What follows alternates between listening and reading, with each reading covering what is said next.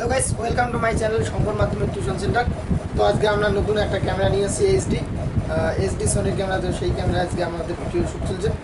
তো আজকের ভিডিও শ্যুটের বিষয় হলো আমরা একটা পলিটিক্যাল ভিডিও করবো। সেই পলিটিক্যাল ভিডিওটা হলো তোমাদের হলো এনআরসি রিলেটেড ইলেকশন কমিশন বর্তমানে আমাদের পশ্চিমবঙ্গ তথা সারা ভারতবর্ষে যে একটা রাজনৈতিক ডামাডাল চলছে ভোটার লিস্ট সম্বন্ধ নিয়ে, সেই ভোটার লিস্ট সম্বন্ধ নিয়ে আমরা একটা আলোচনা করব। এবং ইলেকশন কমিশনের সংবিধানে কতটা ক্ষমতা আছে এবং মুখ্যমন্ত্রীর সঙ্গে আমাদের পশ্চিমবঙ্গের মুখ্যমন্ত্রী তথা ভারতবর্ষের বিরোধী দল তথা ইলেকশন কমিশনের সঙ্গে যে একটা মতবিরোধ, তাদের মধ্যে যে মতবিরোধ চলছে এবং সংবিধানে কার কতটা পাওয়ার, এবং আমাদের পশ্চিমবঙ্গে 4 জন WBCS অফিসারের চাকরি সাসপেনশন হবে, এ বিষয়ে আমাদের পশ্চিমবঙ্গের মাননীয় মুখ্যমন্ত্রী বলেছেন যে কারো আমি চাকরি যেতে দেবো না। এক্ষেত্রে ইলেকশন কমিশন বলেছে তাদের বিরুদ্ধে অ্যাকশন হবে, তাদের বিরুদ্ধে কেস হবে, তাদের জেল হাজতে থাকতে হবে। তো আমাদের শেষ পর্যন্ত দেখার অপেক্ষায় থাকবো আমরা, মানে 4 জন যা WBCS অফিসার আছে তাদের চাকরি থাকে কি থাকে না সেটা আমরা দেখবো, এবং ইলেকশন কমিশনের আমরা গঠনটা আজকে দেখবো। তো আমরা জানি ইলেকশন কমিশন 324 নম্বর আর্টিকেল,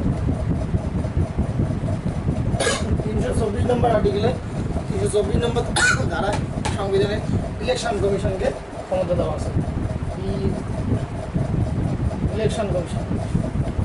এই ইলেকশন কমিশনের ক্ষমতা দেওয়া আছে তোমাদের হলো 324 নম্বর ধারায়। এই ইলেকশন কমিশন কী করতে পারে আর কী করতে পারে না, সাধারণত ভোটার লিস্ট রিলেটেড যে ভোটার লিস্ট নিয়ে যে দ্বন্দ্বটা দাঁড়াইছে সেই। তো ভোটার লিস্ট বলতে গেলে আমাদের আরেকটা জিনিস আসে, সেটা হলো ভোটার লিস্টের কথা যখন বললাম তখন সেই জায়গায় আরেকটা জিনিস, সেটা হলো নাগরিকতা। কাদের ইলেকশন কমিশন কাকে নাগরিকতা দেবে আর কাকে নাগরিকতা দেবে না, সেই সমস্ত রিলেটেড আমাদের ভারতীয় সংবিধানের 5 নম্বর থেকে 11 নম্বর আর্টিকেলে বলা আছে। 5 নম্বর থেকে 11 নম্বর আর্টিকেলে বলা আছে ইলেকশন কমিশন সিটিজেনশিপ অ্যাক্ট, অর্থাৎ ভারতের কারা কারা নাগরিকতা পাবে, কারা কারা নাগরিকতা পাবে না আমরা সবাই জানি। আর্টিকেল নম্বর 5 থেকে 11 নম্বর আর্টিকেলে আছে। আর এই 5 থেকে 11 নম্বর আর্টিকেলটা কত নম্বর পার্টে আছে না, পার্ট নম্বর হলো আমাদের 2, অর্থাৎ ভারতের সংবিধানের 2য় অধ্যায় 5 থেকে 11 নম্বর আর্টিকেলে ভারতের নাগরিক সিটিজেনশিপ নাগরিকতা সম্পর্কে বলা আছে। কারা ভারতের নাগরিক হতে পারবে, কারা হতে পারবে না, জন্মসূত্রে হতে পারে, তারপরে হলো এখানকার নাগরিক হতে। আর এই যে ভারতের নাগরিকতা সম্পর্কে 1947 সালে যখন ভারত স্বাধীনতা লাভ করলো, তারপরে থেকে 1947 সালের পরে 31শে মে যারা পাকিস্তান থেকে ভারতে আসছে 1947 মের পরে তারা ভারতের নাগরিক। আর এই ভারতের নাগরিকতা আইন টোটাল 8 থেকে 9 বার সংশোধন হয়েছে।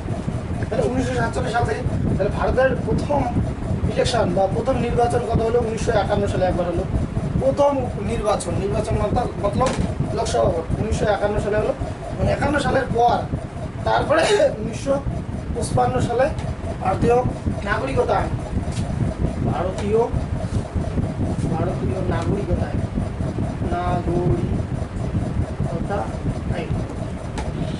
এই ভারতীয় নাগরিকতা আইন 1955 সালে প্রথম সংশোধন করা হয়।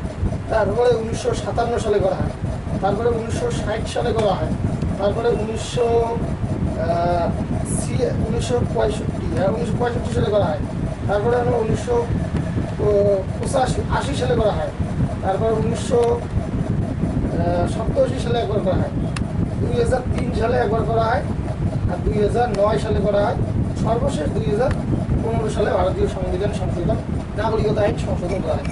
এতগুলো নাগরিকতা মানে মোট কথা হলো ভারতীয় নাগরিকতা আইন 1955 সালেটা হলো গুরুত্বপূর্ণ, কারণ এইটাই হলো ফার্স্ট। তারপরে সর্বশেষ ভারতীয় নাগরিকতা আইন 2015 সালে হয়, যখন কেন্দ্রে 2014 সালে কেন্দ্রে মোদী সরকার অর্থাৎ ভাজপা সরকার বিজেপি সরকার 2015 সালে যখন কেন্দ্রে 2014 সালে, তো তারপরে 2015 সালে এই ভারতীয় নাগরিকতা আইন পাশ করা হয়। এবং এই আইনে বলা আছে যে 2004 সালে 2015 সালে আইনে বলা আছে যে 2004 সালের পরে বা 2004 সালের আগে যারা বাংলাদেশ থেকে ভারতে আছে তারা ভারতের নাগরিক হতে পারবে, কিন্তু 2004 সালের পরে যারা আসছে তারা কিন্তু ভারতের নাগরিক হতে পারে না, তাদেরকে তাড়িয়ে দেওয়া হবে বা তাদের বিরুদ্ধে অ্যাকশন নেওয়া হবে। তাহলে ব্যাপারটা দাঁড়ালো কি 2004 সালের আগে, অর্থাৎ 2003 সাল পর্যন্ত, 2003 সালে যারা বাংলাদেশ থেকে ভারতে আসছে, যে সমস্ত রোহিঙ্গা বাংলাদেশ থেকে এবং রোহিঙ্গা মায়ানমার থেকে ভারতে আসে, তারা ভারতের নাগরিক।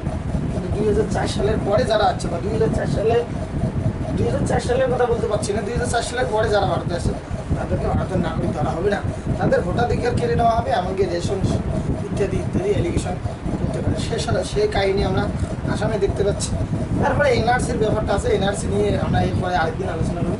তাহলে একটা জিনিস মোট ওভারঅল দাঁড়ালো কি, ভারতের সংবিধান নাগরিকতা আইন, ভারতীয় সংবিধানে নাগরিকতা আইন মোটের উপর 1, 2, 3, 4, 5, 6, 7, 8, 9বার সংশোধন করা আছে।